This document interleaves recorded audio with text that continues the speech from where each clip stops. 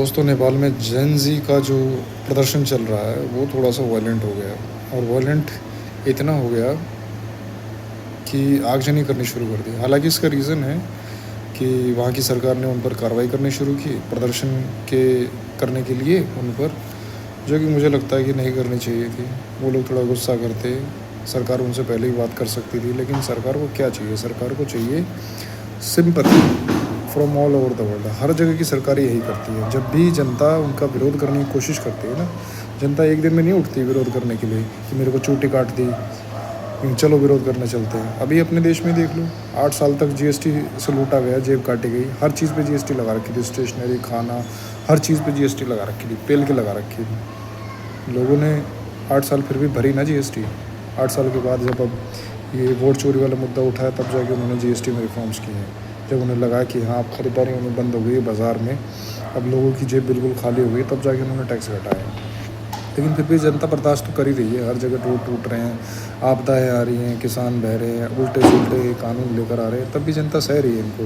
लेकिन गुस्सा तो पनप ही रहा है। अब वो गुस्सा एक दिन प्रदर्शन के रूप में, आंदोलन के रूप में जब बाहर आएगा, तो वो एक दिन का गुस्सा थोड़ी ना होगा। वो इतने सालों का लगातार जो जो लोग झेल रहे हैं, उसका गुस्सा होगा। तो वैसे ही गुस्सा उनका भी है, लेकिन उसको दबाने के लिए उन्होंने शक्ति का इस्तेमाल किया। अब शक्ति का इस्तेमाल किया तो गुस्सा और बढ़ गया उनका, आग में घी जैसा काम हो गया। अब पलट के जब उन्होंने शक्ति का इस्तेमाल किया तो अब उनकी फटी पटी डोल रही है। अब उनकी एस्तेसी हो गई, एस्तेसी हो गई तो अब सेना प्रमुख कह रहे हैं कि आ जाओ हमसे बात कर लो। तो भाई, घर का इंसान हो, घर का सदस्य हो या बाहर का सदस्य हो, जब तक अब उसको नहीं लगता ना कि आप में ताकत नहीं है उसका विरोध करने की या उसको चोट पहुंचाने की, नुकसान पहुंचाने की, तब तक वो आपसे बात करना, आपको अपने बराबर में बैठाना ज़रूरी नहीं समझता। ये जंगल के नियम है।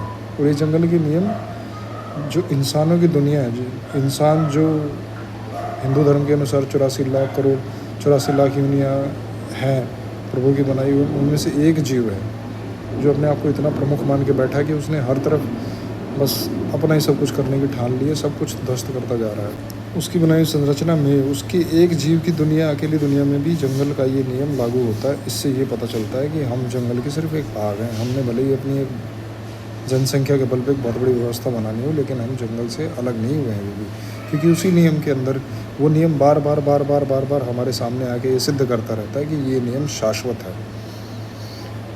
पहले नहीं बात की इन्होंने, जब इनको लगा ना कि वो काबू से बाहर हैं, हथियार छीन के हमें पे गोली मार रहे हैं, सब कुछ हमारा फूंक रहे हैं, तब बात की है।